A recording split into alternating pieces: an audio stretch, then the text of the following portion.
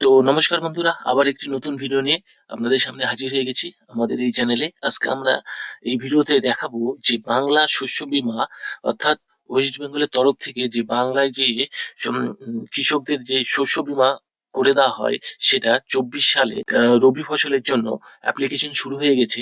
তো আপনারা অ্যাপ্লিকেশন কিভাবে করবেন, স্টেপ বাই স্টেপ, কোথায় জমা দিবেন, কি কি ডকুমেন্টস লাগবে এবং অ্যাপ্লিকেশন ফর্ম কোথায় পাবেন, কিভাবে ফিল আপ করবেন, তো সেটাই আজকে এই ভিডিওতে দেখাতে চলেছি। তো এখানে দেখতে পাবেন যে বাংলা শস্য বীমা বলে একটি অফিসিয়াল ওয়েবসাইট আছে ওয়েস্ট বেঙ্গলের সরকারের তরফ থেকে। সেখানে সেখানে আপনারা আগে লগ ইন হয়ে যাবেন।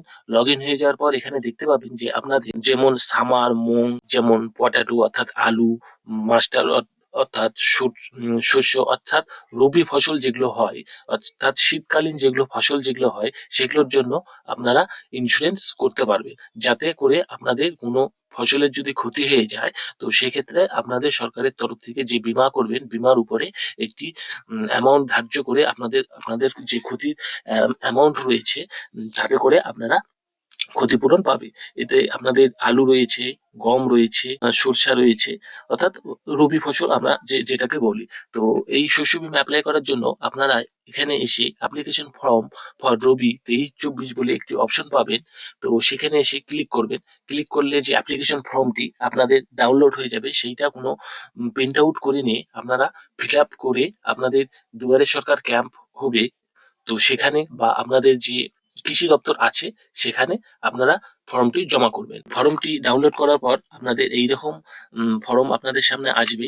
এখানে আপনারা লিখবেন, প্রথমে আপনারা লিখবেন কৃষকের নাম। এখানে লিখবেন কৃষকের নাম, তারপরে পিতা, মাতা, স্বামী বা অভিভাবকের নাম, অর্থাৎ কৃষকের ফাদার্স নেম, তার বয়স, লিঙ্গ অর্থাৎ স্ত্রী না পুরুষ সেইটা, ভোটার কার্ড নাম্বার আপনাকে অবশ্যই দিতে লাগবে। তো তারপরে আপনাদের মোবাইল নাম্বার, আপনাদের জাতি কি রয়েছে সেইটা, মোবাইল নাম্বার আপনাকে অবশ্যই দিতে লাগবে, এবং আধার কার্ড। তো তারপরে আপনাদের গ্রাম বা মৌজার নাম, গ্রাম পঞ্চায়েতের নাম, ব্লকের নাম, জেলা, কেসিসি আছে কিনা, কিষাণ ক্রেডিট কার্ড আছে কিনা সেইটা, যদি কিষাণ ক্রেডিট কার্ড থেকে থাকে তো আপনাদেরকে কিষাণ ক্রেডিট কার্ডের আইডি নাম্বার দিতে লাগবে।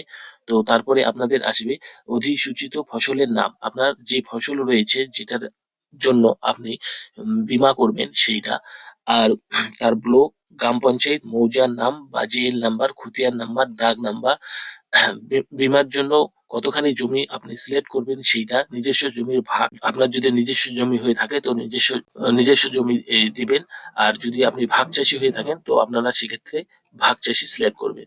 এরপর আপনার যে ফসল বুনেছিলেন, ফসলের রোপণের তারিখ এখানে দিতে লাগবে। তো তারপরে আপনারা চলে আসবেন নিচে, এখানে আসে কৃষকের ব্যাংক অ্যাকাউন্টের ডিটেলস। তো কৃষকের ব্যাংক অ্যাকাউন্ট ডিটেলস বলতে আপনার যে ব্যাংকের পাসবই রয়েছে, তো পাসবই অনুযায়ী আপনার নাম লিখবেন, এখানে ব্যাংকের কোন ব্যাংকে অ্যাকাউন্ট রয়েছে সেইটা, ব্যাংকের নাম লিখবেন, অ্যাকাউন্ট নাম্বার এখানে দেবেন। তো তারপরে ব্যাংকের অ্যাকাউন্ট আইএফসি কোড সেইটা দিবেন। ব্যাংকের ধরন হচ্ছে আপনাদের ব্যাংকের অ্যাকাউন্টে রয়েছে সেইটা সেভিংস না কারেন্ট না কি রয়েছে সেইটা এখানে সিলেক্ট করুন। আর এখানে একটা কথা বলে রাখবো, এখানে রয়েছে আপনারা কিন্তু যে কৃষকের যে প্রিমিয়াম রয়েছে, আপনার যে প্রিমিয়ামে আসুক না কেন, অর্থাৎ যে অ্যামাউন্ট, কোনো প্রকারের অ্যামাউন্ট কিন্তু আপনাদেরকে দিতে লাগবে না। কারণ এখানে লিখে দেওয়া আছে যে যে যেটুকু অ্যামাউন্ট রয়েছে সেটুকু অ্যামাউন্ট আপনাদের যেটাই অ্যামাউন্ট আসুক না কেন ফসলের জন্য, সেইটা সরকারের তরফ থেকে আপনাদেরকে পে করে দেওয়া হবে। এতে এইটা আপনাদের কোনোভাবে কোনো টাকা দিতে লাগবে না, এইটা বিনামূল্যে আপনি করতে পারবেন। তো তারপরে এখানে আপনাদের যে এই ফর্মটি রয়েছে, এইটা আপনাদের প্রাপ্তির স্বীকার, অর্থাৎ আপনাদেরকে এইটা ফিল আপ করে আপনি যেখানে জমা দিবেন সেখান থেকে আপনাকে এইটা দিয়ে দেওয়া লাগবে। আপনাদেরকে দিয়ে দিবে যে আপনি যে ফসল বীমা করেছিলেন সেইটা রিসিভ কপি, অর্থাৎ। তো সেম ক্ষেত্রেও এখানে এখানে আপনার নাম, আপনার অভিভাবকের নাম অর্থাৎ গার্জেনের নাম, ফাদার্স মাদার যেটাই হোক না কেন, এখানে আপনাকে একটি সরকারের তরফ থেকে অ্যাপ্লিকেশন নাম্বার দিয়ে দেওয়া হবে। তো এখানে গ্রাম পঞ্চায়েত ফসলের জন্য ঝুঁকির গ্রহণযোগ্যতা প্রস্তাবপত্র যাচাই সাপেক্ষ, অর্থাৎ আপনার কতটুকু ফসলের জন্য ঝুঁকি সাপেক্ষ রয়েছে এইটা আপনাদেরকে ডিটেলস দিয়ে দিবে। দিয়ে দেওয়ার পর এখানে আপনাদেরকে একটি অফিস থেকে একটি সই সিগনেচার করে আপনাদেরকে রিসিভ কপিটি দিয়ে দিবে। এখানে আপনাদের কিন্তু আমি আবার বলে রাখছি, আপনাদের কোনো প্রিমিয়াম দিতে লাগবে না, এটা বিনামূল্যে আপনাদের। তো এবার আসবো আমি আপনাদের এর জন্য কি কি ডকুমেন্টস লাগবে সেইটাই আমি দেখাবো। তো এখানে প্রথমেই যে ডকুমেন্টস লাগবে সেইটা কিন্তু আপনাকে ওয়েস্ট বেঙ্গলের বাসিন্দা হতেই হবে। তো তারপরে আপনাদের কেওয়াইসি ডকুমেন্টস এর জন্য আপনাদের যে রয়েছে ভোটার কার্ড আপনাকে লাগবেই, এবং আধার কার্ড, ব্যাংকের পাসবই, খতিয়ান বা পর্চা একটা লাগবে, যে আধিকারিকের কাছ থেকে আপনার একটি, যে সংশ্লিষ্ট ব্লকের থেকে যে আপনি অ্যাপ্লিকেশনটি করছেন, তো সেই ক্ষেত্রে আপনাদের ব্লকের রোপণ করেছেন সেইটা একটি সংশয়পত্র। তারপরে আপনাদেরকে এখানে ঘোষণাপত্রটি রয়েছে, এখানে ঘোষণাপত্রটি আপনারা ভালো করে পড়ে নেবেন। নেওয়ার পর এখানে সাক্ষীর সই, আপনার একটি যে কোনো সাক্ষীর সই লাগবে, সে আপনার ফ্যামিলির যে কোনো দিলেই দিতে পারে কিছুকে। আর এখানে যিনি কিছু সই করবেন, অ্যাপ্লিকেশন করছেন, তিনি সই করবেন এবং টিপসই দেবেন। তো দেওয়ার পর আপনাদের ফর্মটি যে ডকুমেন্টস গুলো বললাম আমি, সেগুলো সব দিয়ে আপনাকে স্ট্যাপলার প্রিন্ট আপ করে, আপনাদের এখন দুয়ারে সরকার ক্যাম্প হচ্ছে, তো দুয়ারে সরকারে আপনারা দিতে পারবেন জমা, বা আপনাদের যে ব্লক লেভেলে রয়েছে, বা আপনি যেখান থেকে কিষাণ ক্রেডিট কার্ড করেছেন সেখান থেকে আপনারা এইটা জমা করতে পারবে। তো এখানে আরেকটা রয়েছে মধ্যস্থকারীর বিবরণ, অর্থাৎ মধ্যস্থকারী হচ্ছে আপনার সাক্ষীর বিবরণ।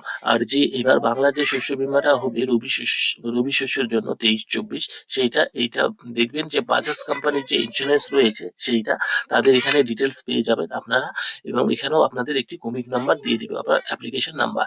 তো এ করে আপনাদের বাংলা শস্য বীমা করলে আপনাদের শস্যের যদি বা রোপণের পর যদি কোনো ক্ষতি হয়, সে যে কোনো প্রাকৃতিক দুর্যোগ বা যে কোনো দুর্যোগে যদি আপনাদের ফসলের কোনো ক্ষতি হয়ে থাকে, তো সরকারের ইন্স্যুরেন্স কোম্পানির তরফ থেকে আপনাদেরকে একটি অ্যামাউন্ট পে করে দেওয়া হবে। তো আপনারা সেটা আপনাদের ব্যাংক অ্যাকাউন্টে পেয়ে যাবেন। তো এখন পর্যন্ত যারা শস্য বীমার জন্য অ্যাপ্লিকেশন করেনি, অর্থাৎ শস্য রোপণ করেছেন কিন্তু অ্যাপ্লিকেশন করেনি, অবশ্যই আপনারা অ্যাপ্লিকেশনটা করবেন, এতে কৃষকদেরই লাভ। কারণ যদি ক্ষতি হয়ে যায়, তো সেক্ষেত্রে আপনাদের ক্ষতির যে অ্যামাউন্ট রয়েছে সেটা পেয়ে যাবেন। তো আজকের ভিডিওটি ছিল এই পর্যন্ত। ভিডিওটি কেমন লেগে থাকলে অবশ্যই কমেন্ট করে জানাবেন। আর চ্যানেলে যদি আপনারা নতুন হয়ে থাকেন, অবশ্যই চ্যানেলটিকে সাবস্ক্রাইব করতে ভুলবেন না, কারণ আমরা এই ধরনের ভিডিও আমাদের চ্যানেলে প্রায় নিয়ে আসি। তো নমস্কার, আমরা নেক্সট ভিডিও নিয়ে আবার আপনাদের সামনে হাজির হয়ে